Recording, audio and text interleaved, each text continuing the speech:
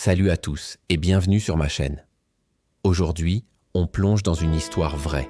La mienne, une épopée sentimentale pleine de malentendus et, avouons-le, de beaucoup de solitude. Landry, c'est moi, et pendant des années, l'amour et moi, on était comme deux droites parallèles. On se suivait de loin sans jamais se toucher.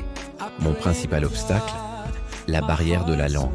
J'ai rencontré des filles incroyables, mais on ne parlait tout simplement pas le même langage, au sens propre. Accrochez-vous, c'est parti pour le bêtisier de ma vie amoureuse. Changement de ton, musique plus rythmée. Ma première rencontre, c'était Anaël, une fille solaire, un sourire qui illuminait la pièce.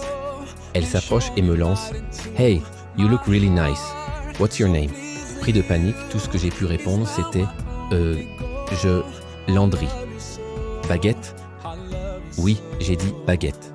Elle a souri poliment avant de s'éloigner. Premier échec cuisant. Ensuite, il y a eu Elsa. Ambiance plus rock'n'roll.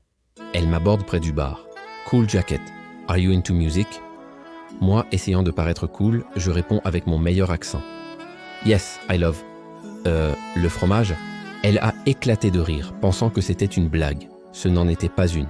Elle est partie avec ses amis, et moi avec mon fromage imaginaire. Puis la tornade Alexia, directe, énergique. Elle me demande « You seem a bit lost. Can I help you find something? Or someone? » En cherchant mes mots, le seul truc qui m'est venu c'est « Tour Eiffel? » Oui, je cherche la Tour Eiffel. Ici. On était dans un bar à Lille. Elle a levé les yeux au ciel et a disparu. C'était logique. Après ça, j'ai croisé Marissa, douce et posée. Elle me dit gentiment « You have kind eyes. Are you shy? » Je voulais lui dire qu'elle était belle, que son compliment me touchait. Au lieu de ça, j'ai bafouillé « Merci. » I am a... Ananas? Elle a froncé les sourcils, perplexe. Encore un chaos technique. Et enfin, divine. Elle était si classe. Elle m'a demandé simplement « Are you enjoying the party? » J'ai paniqué.